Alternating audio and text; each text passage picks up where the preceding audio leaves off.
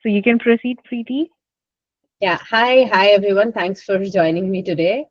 So, basically, this is more about, uh, as it says, like passion to profit. So, like turning your like everyday hobbies. It can be like any small skills that you do every day. Sometimes we don't even realize that that's something that can be converted or made into a business or something profitable. So to start like my journey, basically from passion to, I wouldn't say a huge amount of profit, but passion to monetizing things is like what I do is I've always been like a avid reader. I like to read a lot and then like telling stories to my kids. And so basically this started from me just telling stories to my own kids. And I live in Canada now. So sometimes when I try to tell them things which are more oriented to India or Hindus or like our stories, like they don't know, they don't have that connect. So basically, I looked for books and I found that there weren't really books for like that age, right? Like under 8 years, under 10 years for that category. You have books like Amar Chitrakatha, but then they are more like randomized short stories about each god or about a festival randomly. So it's not chronological or it doesn't give you the whole story about about a particular thing. And it was difficult to make my kids understand. So that's kind of what drove me into writing and publishing books. So that's basically my hobby or what I was already doing that I kind of converted into a business. So, like I said, like we would never know. Like sometimes when you are doing something, you don't even realize, oh, this is something that I can monetize because everyday small things that we do, especially as women, like you're organizing events in the house, you're organizing birthday parties, you're writing things or helping your kids with things, so you're tutoring your kids, you're even cooking or basically organizing, like shelves and wardrobes in your house. These are all actually everyday small skills which people are monetizing. Like there are people who offer organizing as a service. There are people who like do cooking, catering as a service. If you're good at baking, like if you're baking cakes for your kids for their birthdays, people like buying from like home made people rather than from a large bakery brand or something, right? So like small things, like if you're good at stitching, crafting, art, these are all things that can be monetized. These are all things that can be used on a daily basis, which you do, which can be converted into businesses. So just to like think about it, so think of like like three things that people generally come to you for advice, like on a daily, or like sometimes people in your family, people in your friend circle always come to say, every time they need a special recipe or they want to do something, say maybe they come to Archana and they're like, hey, you do this very well, so can you tell me how to do this? So think of those things which people come to you regularly, because those are your area of expertise. So like you can think like three things that people generally come to you for.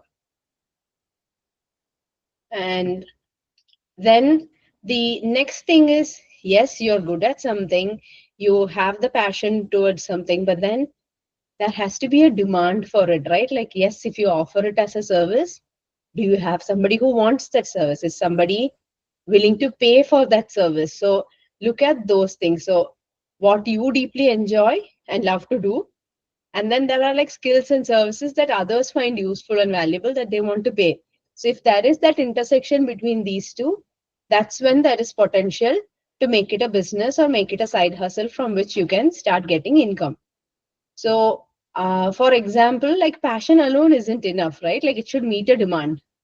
So like I said earlier, like if you like baking for birthdays, you bake for your family, for your kids, or maybe some friends, then that is something, there is a demand in the market. So maybe you can start offering baking as a service. And the same thing, if you like doing photography or you like doing art, people pay for really good photography, people pay for art, they want to display things in their house or in their office. So there, between your passion and the market or the demand, there is an overlap. So whenever you're thinking of something, like brainstorm ideas like this. Okay, I like doing this, but is this something somebody will be willing to pay to buy? So, and if you find there is a match, like those are areas you should explore. And at the same time, this is something I would very highly encourage is always go like low risk when you're starting initially. Don't go do a huge investment, don't set up a website, don't set up a shop, don't do huge things initially, because you then put in so much, and if you're not able to, if you need to change direction, you need to tweak things, then it becomes very even more expensive. So always start very low. So have minimal costs. Start with like things you can do in your house. Use existing tools. And then within your own family, friends, your immediate circle, test the idea. Like say if you're baking, tell people, hey, I am doing this. Would you want to try? Maybe for a few people within your family circle, within your friend circle, do it for free. Just ask them for recommendations or referrals. Or maybe do it for like a very low price upfront. So gradually build on it, because immediately if you invest so much and then also ask people to spend so much immediately, they may not be willing to, because you're new and they need to understand your value. They need to build that rapport with them. And then again, it's like collaboration. So find out like if there are other people doing similar things. So if there is somebody who does say party catering and then you are baking, so those two businesses can go well together, so you can refer people to each other. So try to collaborate and find people doing different things but within the same group, right? Like your clients are the same, so try to find those kind of commonalities, those synergies, to collaborate and do work together. So, and generally, and also you can also talk about like this barter or exchange. So sometimes what I do is I might be willing to do like a consulting call with somebody. In exchange, like I attend one of their programs, or I so it there is no money involved. I do something, they do something back for me. So you can do those things. And like I always said, experiment within your own circle, try and do things, and then do low cost first. So what I basically did is, through my work, I have experience of creating like brochures, manuals, and things like that on Canva. I use the free version of Canva. I don't even have the paid version. I use the basic free version of Canva. So I initially started just making books on Canva. I used just type text, create pictures, add things, and I started making them on Canva. Initially, they were just printed PDFs. So my daughter used to read them. From seeing her read, some of her friends asked me, and I'd be like, oh, here, you can have this PDF of this, or send them a e-copy of the PDF. So that is how I initially started. And then when I realized, okay, people like this and they want it, then I figured out how to do like self-publishing on Amazon. So even now, all my books are created on Canva. They're all self-published on Amazon. And then like I market it through friends, family, schools. So like my kids' school, I give them like free copies of my book. I'm like, keep it in your library, use it to read. If you want me to come and do a book reading in school, I come and do that. And like from there, generic business comes. So, and all of my book related business is like been only within the last 6 months. And not great, but then I've made like a couple of $100 worth from that, which is a good start, which is like the first milestone I wanted to achieve. So I think that's a good start for me.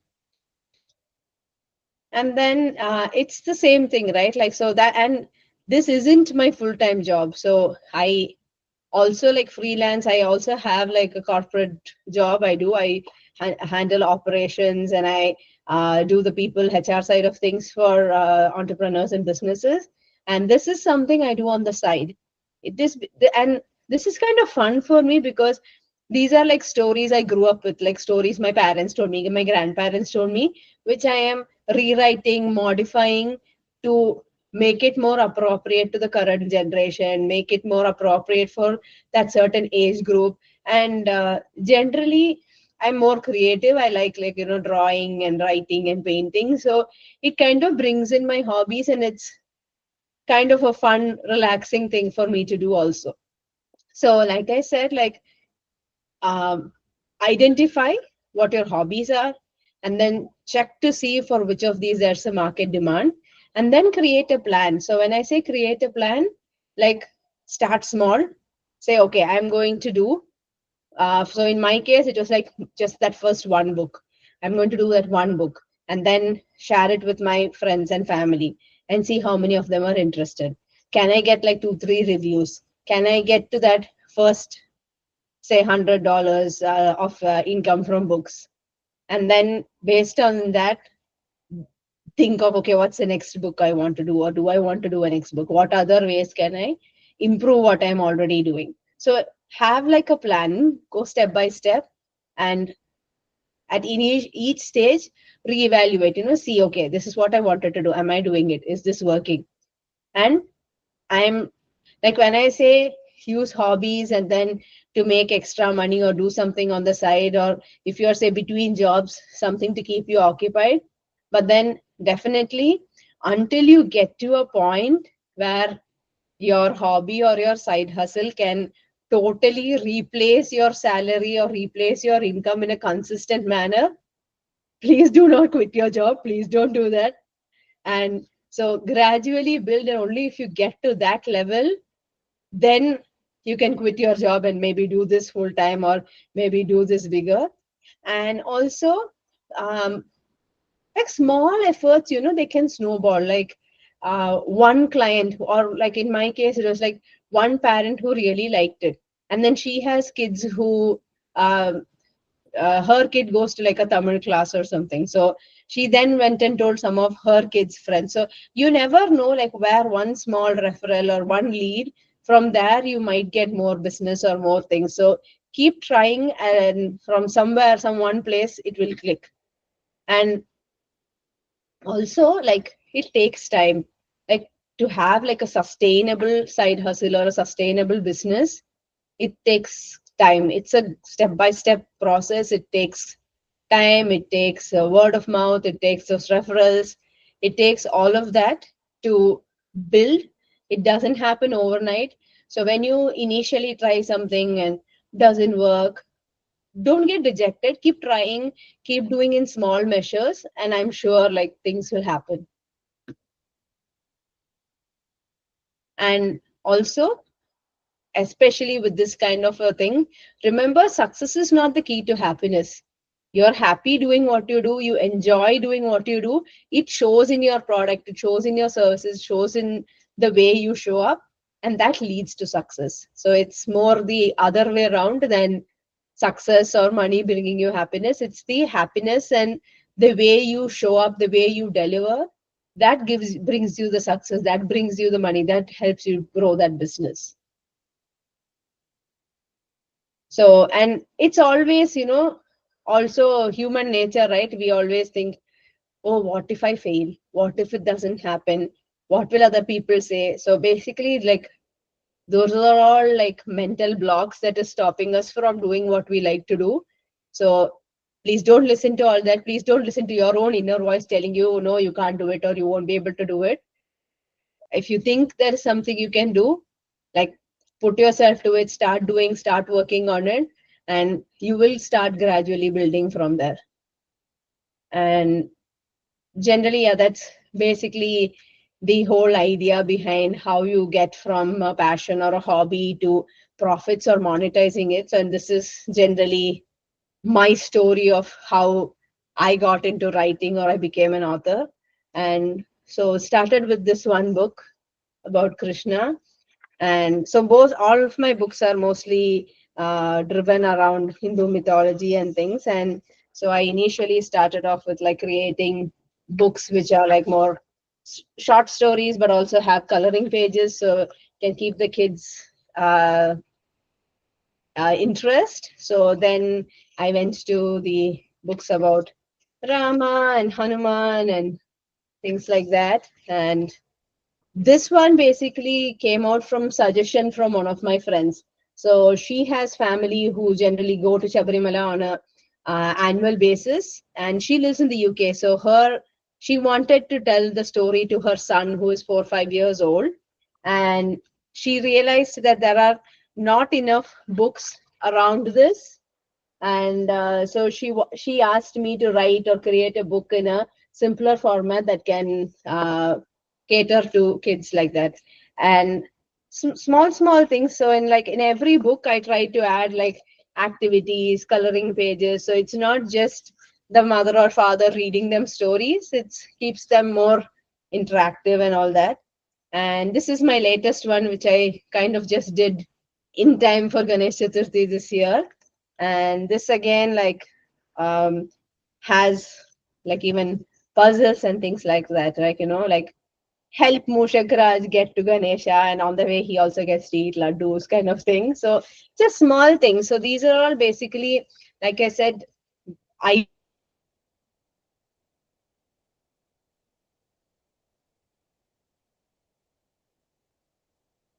that I'm working on. Is more for like middle schoolers, teens, and that idea came from my son. So my I'm planning to write kind of a series around, like like the Percy Jackson kind of stories, but then they are based on Greek mythology, but more based on Hindu mythology and Hindu gods and things like that. So around that space, my next project is I'm trying to write a fiction series rooted in Indian mythology and Indian stories. So that's that's my journey from passion to monetizing. So anybody, like, you want to reach out, you want to check out my books, you want to contact me, you have like any questions you want me to want to ask, you're welcome to. And before I go, I will also like to ask, like, is there like one passion, one hobby that you think you can explore as a side hustle this month? Is there something you think, oh, I'm good at it, maybe I can convert this into a business, or I can try monetizing this on the side? Anybody?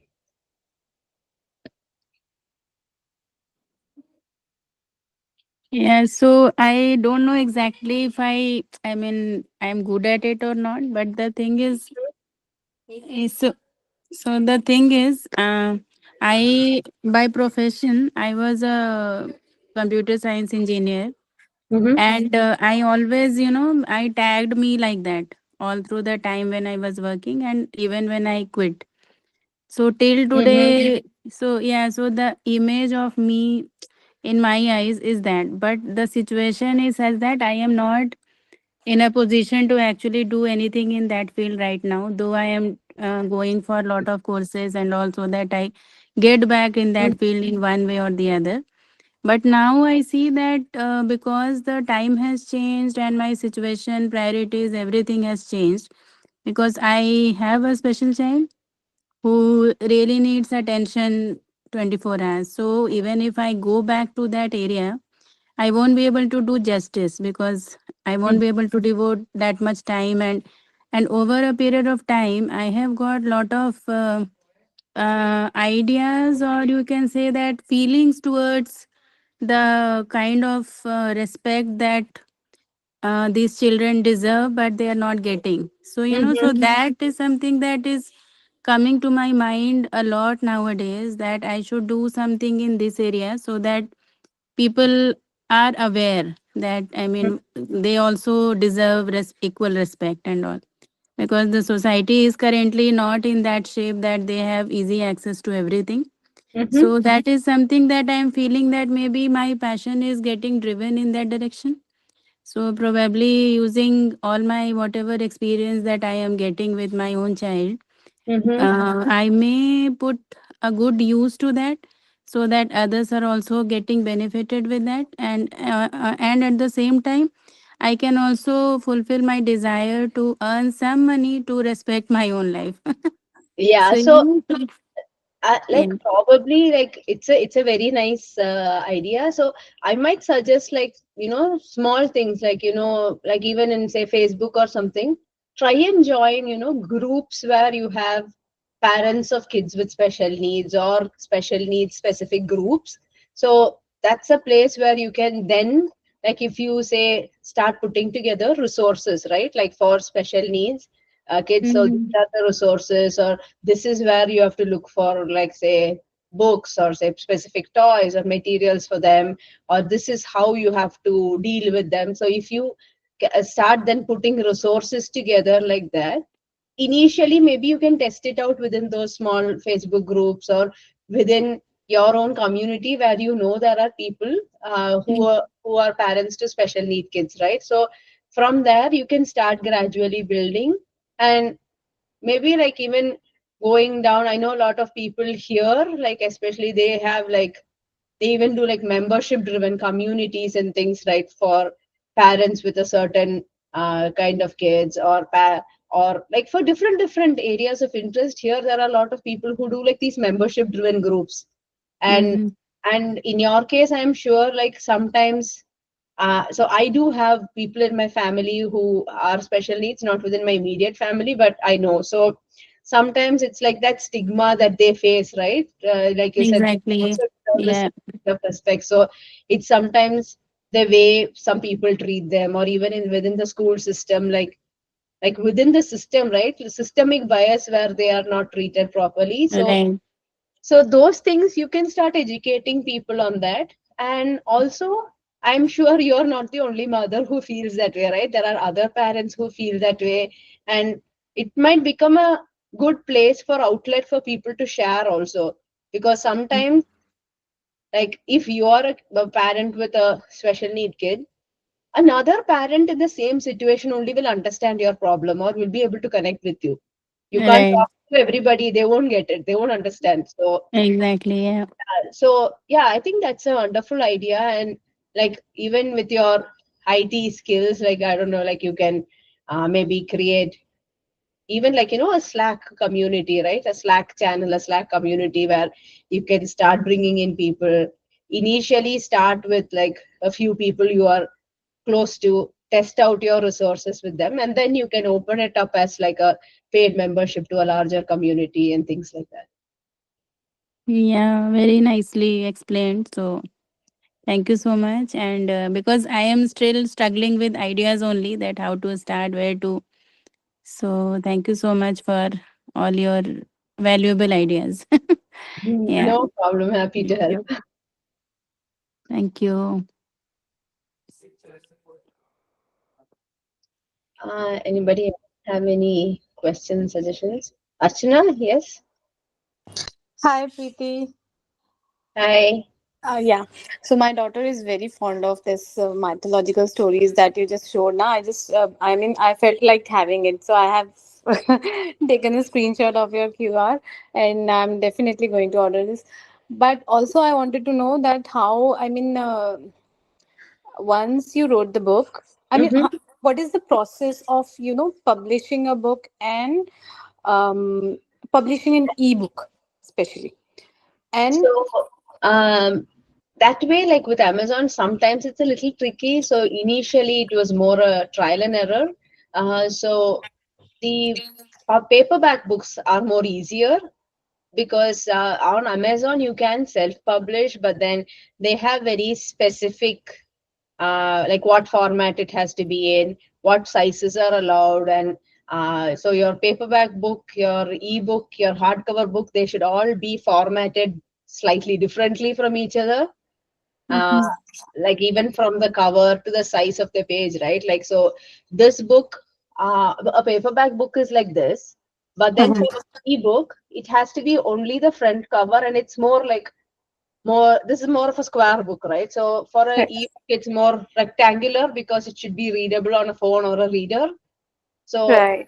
but then like KDP also, like Amazon KDP, that's their self-publishing platform. It also has a lot of help content and things where you can read through and understand. And I think there are a lot of people even on YouTube who have like made videos about how to publish, so you can go through those things. And if you have a, and some of the, like the non-picture books, they are more easier. So this is on my work front. So work front, I am more of a operations and a content strategy consultant for businesses. So this book basically came out of my business experience and my corporate work experience. So, and this one is just a completely all text only. So for a Mhm. text book, it's much more easier to format because there are no pictures, nothing to be bothered about. So it depends on what kind of book you want to publish. What Uh, have you done? I mean, you have self-published or get it published by some? no, they're all self-published. So in so and also with Amazon self-publishing, unfortunately in India you can only do ebooks. In India they do not have partnership with printers to do paperback books. So if you did scan my QR code for India, in India also I self-publish, but I self-publish on a platform called Poti. Okay. So if you connect with me offline, and I can like give you links for the Amazon self-publishing, I can give you links to Poti. And if Mhm. you